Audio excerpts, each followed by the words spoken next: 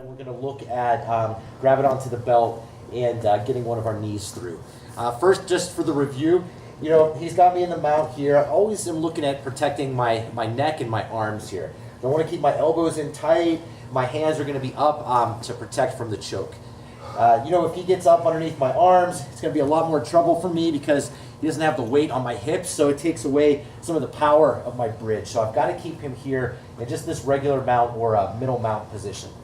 So just for the review, you guys all know like buck and roll and knee to elbow by themselves, but a lot of times it's hard to get somebody to put their hand on the mat to get to the buck and roll, right? So I've got to use my bridge. But we're going to use the bridge here to set up knee to elbow. So when I do this, I'm going to bridge up onto my right shoulder here, and at the highest point of my bridge, I already know I'm going knee to elbow. So as I bridge up, you can see my arms are going to reach.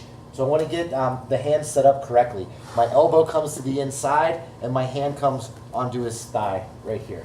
So I'm going to bridge up, nice and high on the right shoulder bridge, and I turn. Now my hands are set up. You can see his weights come out to his hands right now, which makes it easier for me to get my hips or my knees through. So I move out, and I bring my knee through, just like this. I'm going to reach an underhook on the professor here, and I want to start to turn to my other side.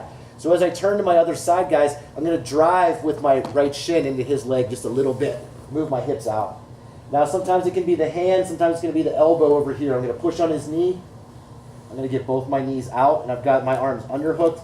You can go to the half guard here. We can sit up and go to the butterfly. Let's just kick the legs out right now and come all the way to our closed guard.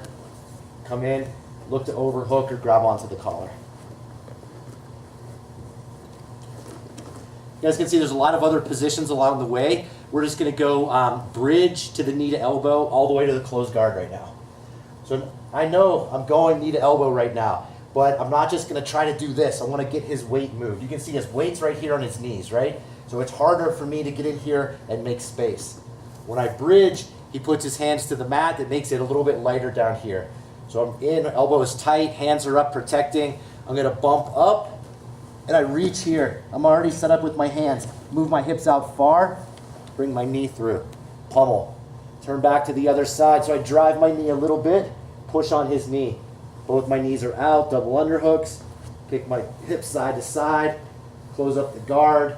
Remember from here, guys, let's just either go overhook and head, or we can start to reach into the collar and look to control his posture.